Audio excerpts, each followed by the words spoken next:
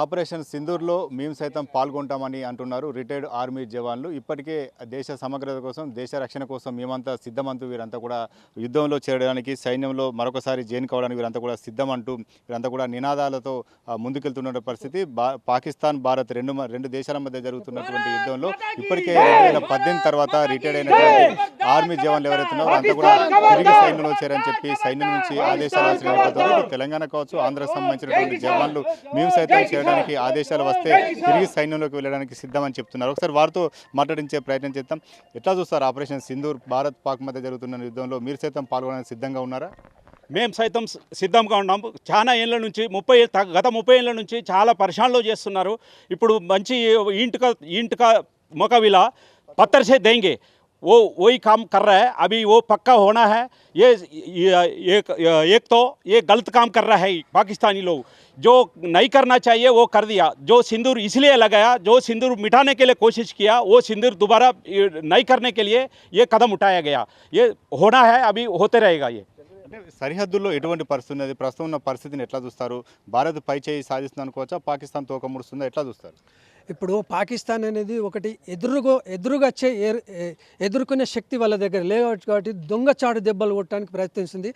మన హిందుస్థాన్ ఏమంటుందంటే జనములను మన ప్రజల దగ్గరికి పోవద్దు, మనం వాళ్ళ ఆర్మీతోనే కొట్లాడాలని మా అభిప్రాయం ఇండియాది. మేము మాజీ సైనికులము కరీంనగర్ నుంచి మా అసోసియేషన్ తరఫు నుంచి నేను శంకర్రావు అని మాట్లాడుతున్నాను.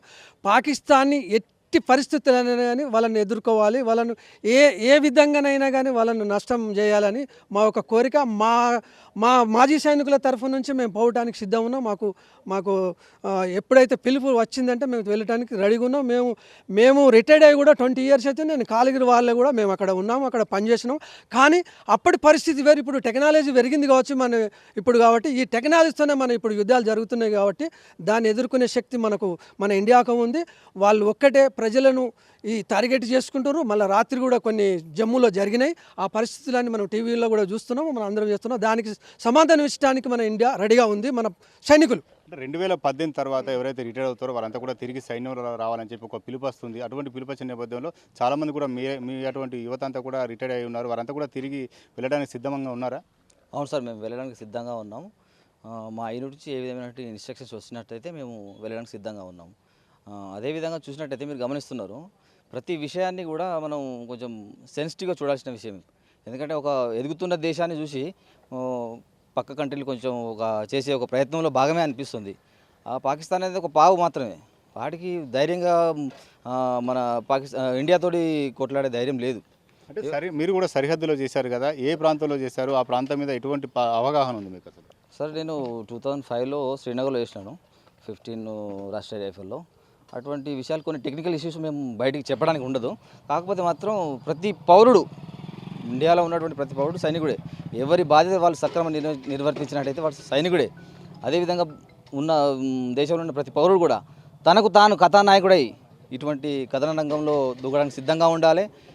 మన పక్కపొంటి ఏం జరుగుతుంది అనేది ప్రతి విషయాన్ని సమగ్రంగా పరిశీలించాలి. సున్నితమైన విషయం. ఇప్పుడు భారత్ ఎదుగుతున్న దేశం.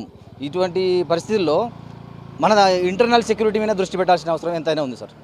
పాకిస్తాన్ సహజంగా కూడా పౌరులపైన దాడి చేస్తుంది, మన పౌరులపైన చంపడానికి బాంబులు వేస్తున్న పరిస్థితి. ఎట్లా చూస్తారు సార్ ఇటువంటి పరిస్థితి? ఇది చాలా తప్పు వాళ్ళు చేసే పనులు అయితే. కాకపోతే మనం చేసే పని ఆర్మీ చేసింది వీళ్ళకంటే ఉగ్రవాదులను అటాక్ చేయడానికి మనం పోయినాం. కానీ వాళ్ళు అలాగే చూస్తలేరు, మా సివిలియన్స్ చంపుతారు మీరు అని వాళ్ళు మన మీద తోసేస్తున్నారు. అది చాలా తప్పు వాళ్ళది. అందుకే అదే ఒకటే. అంటే పాక్ చర్యలను ఎట్లా చూస్తారు? యుద్ధంలో చేరడానికి, సైన్యంలో చేరడానికి సిద్ధంగా ఉన్నారా? తిరిగి వెళ్ళి యుద్ధం చేసేటువంటి పరిస్థితి ఉందంటారా? గత 31 సంవత్సరాలుగా మనం చూస్తున్నామండి. మనం శాంతి అని వెళ్తున్నాము. మన భారతదేశం ఒక శాంతియుత దేశంగానే ఏదైనా ఒక సోల్జరు యుద్ధాన్ని ఎప్పుడు కోరుకోడు, పీస్ అనేది కోరుకుంటాడు. కానీ వాళ్ళ కవ్వింపు చర్యలకు మనం జవాబిచ్చే సమయం ఇప్పుడు వచ్చింది. हम पहले से हम एक निनाद है हम इसमें, दूध मांगेंगे तो खीर देंगे, काश्मीर मांगेंगे तो चीर देंगे. वो अभी मौका आ गया. ఇప్పుడు ఆ సమయం వచ్చింది కాబట్టి మనం దాన్ని చూపించాల్సిన సమయం ఎంతైనా ఉంది. యువతకు ఇచ్చే పిలుపులు ఏంటంటే ఎవరు వారి మీ స్థాయికి తగ్గట్టు మీరు రెడీగా ఉండండి. ఇప్పటికీ మేము చెప్పినాం, 2018లో రిటైర్ అయిన సైనికులకు మెసేజ్ వచ్చింది, బార్డర్లో ఉన్న రాష్ట్రాలకు మెసేజ్ వచ్చింది రావాలని. వాళ్ళకి రెడీ ఉన్నారు. మన సౌత్కి ఇంతవరకు మెసేజ్ రాలేదు. ఎప్పుడు వచ్చినా కానీ మా సైనికులందరూ ఇక్కట అయ్యి, ఇప్పుడు ఇది వేరే విషయాల గురించి మాట్లాడే సమయం కాదు. యుద్ధం వచ్చింది కాబట్టి అందరూ ఒక యూనిటీ ఉండాలి. Unity is strength. అదే మన మోటో పరంగా మనం దాన్ని ముందుకు తీసుకెళ్లాలని చెప్పి కోరుతున్నాను. సిద్ధమేనా సార్ యుద్ధానికి? మీరు అంతా కూడా వెళ్ళడానికి, యుద్ధం చేయడానికి సిద్ధమేనా? 100% దాంట్లో ఏం డౌట్ లేదు సార్. 100% కరీంనగర్ నుంచి మేము అందరం, కరీంనగర్ కానీ మొత్తం తెలంగాణ నుంచి ఎక్సర్వీస్ మ్యాన్ 100% రావడానికి రెడీగా ఉన్నారు సార్. 1960 ఇప్పుడే కాదు సార్, 1965లో కూడా వీళ్ళకి చుక్కలు చూపించినాం, 71లో కూడా వీళ్ళకి నిరూపించినాం ఇండియా అంటే ఏంటి అనేది.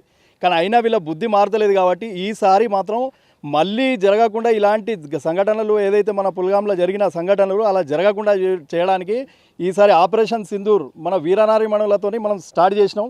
ఇది ఒక మంచి భారతదేశానికి ఒక గర్వించదగిన విషయం ఆపరేషన్ సింధూర్ అనేది. ఇది చాలా మట్టుకు సక్సెస్ అవుతుంది సార్. నెక్స్ట్ టైం అనేది అమాయకుల్ని, అమాయక ప్రజల్ని చంపడానికి ఏదైతే వీళ్ళు ప్లానింగ్ చేసి వస్తున్నారో, ఈ లష్కర్ అయితే కానీ, హెజ్బుల్ ముజాహిదీన్ కానీ, ఈ ఎవరైనా ఆతంక సంస్థలకు కానీ ఈ దీనితోని వాళ్ళ అడుగులు వెనకకు పోవాల్సిందే కానీ ముంగట అనేది రాదు. ఈ జైషే మొహమ్మద్ కానీ, మసూద్ అజర్ కానీ, ఇది వీళ్ళ ఏంటంటే వీళ్ళ వణుకు పుట్టించాలి మనం.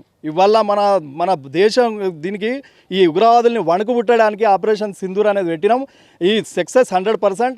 ఈ కరీంనగర్ నుంచి కూడా మేము రావడానికి బిల్కుల్ 100%గా రెడీగా ఉన్నాం సార్. ఎట్టి పరిస్థితులలో వదిలిపెట్టేది లేదు, ఎట్టి పరిస్థితులలో దీన్ని వెనుకకు తగ్గేది లేదు. అది మనకు అన్ని కంట్రీలు కూడా మన సాధిస్తున్నాయి, మన ప్రభుత్వాలు అనేవి మనకు వెనుక నుంచి నిలబడుతున్నాయి. దేశ ప్రజలు కూడా మొత్తం యావత్ ప్రజలు, దేశంలో ఉన్న ప్రజలు అనేది రక్తం అనేది ఉడుకుతుంది. ఈ రక్తాన్ని మనం ఎవరైతే సింధూరం గుండి పోయిట్టుకున్న అమాయక ప్రజల రక్తాన్ని వృధా చేయనీయమని చెప్పేసి ఈ మీడియా ప్రముఖంగా, ఈ ఛానల్స్ ప్రముఖంగా తెలియజేస్తున్నాను. ఆపరేషన్ సింధూర్లో మేమంతా పాల్గొనడానికి సిద్ధంగా ఉన్నాం. ఎప్పుడు పిలుపు వచ్చినా కూడా యుద్ధం చేయడానికి సిద్ధమని చెప్పి మాజీ సైనికులు చెప్తున్నారు. వారంతా కూడా కేవలం ఒక పిలుపు కోసం చూస్తున్నారు. పిలుపు వస్తే మాత్రం వెళ్ళి యుద్ధంలో పాల్గొనడం, పాకిస్తాన్ పైన పోరుకు సిద్ధమని మాజీ సైనికులు చెప్తున్నారు. కెమెరా పర్సన్ సుజిత్తో సతీష్, 10 టీవీ, కరీంనగర్.